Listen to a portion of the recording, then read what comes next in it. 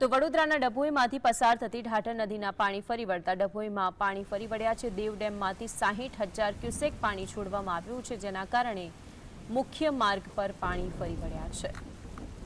વડોદરાથી આ મહત્વના સમાચાર છે। મહત્વની વાત એ છે કે દેવ અને ઢાઢર નદીના પાણી વહેતા થયાના ડ્રોનના દ્રશ્યો પણ સામે આવ્યા છે।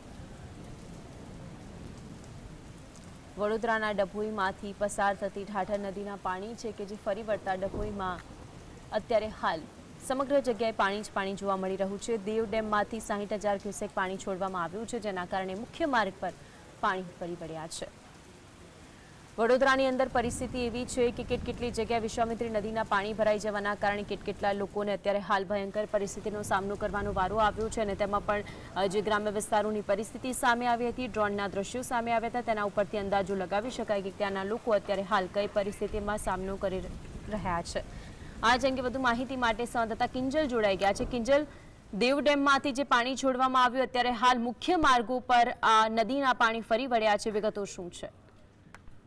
જી, ચોક્કસથી જણાવી દઉં કે દેવ ડેમમાંથી 60,000 ક્યુસેક જેટલા પાણી છોડવામાં આવ્યા હતા અને એ પાણી ઢાઢર નદીમાં ઠલવાયા હતા, જેના પરિણામે ડભોઈ અને વડોદરા વચ્ચે જે રાજલી ક્રોસિંગ માર્ગ છે તેના પર ધસમસતા આ ઢાઢર નદીના પાણી ફરી વળ્યા હતા।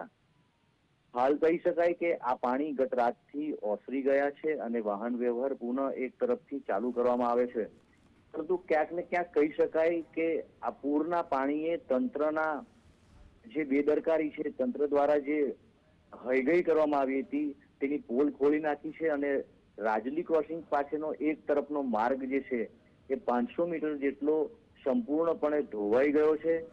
જે એક તરફથી તો માર્ગ ચાલુ છે, પણ આ તંત્રની જે બેદરકારી છે એ આ પૂરે બહાર પાડી છે।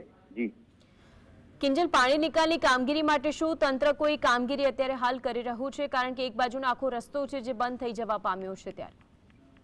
જી, એક તરફનો વાહન વ્યવહાર નવીન બ્રિજ પરથી ચાલુ છે અને ગત રાતથી જ નદીના પાણી બિલકુલ ઓસરી ગયા છે। કહી શકાય કે થોડું ઘણું જે પાણી છે આસપાસના ખેતર વિસ્તારોમાં ભરાઈ રહ્યું છે।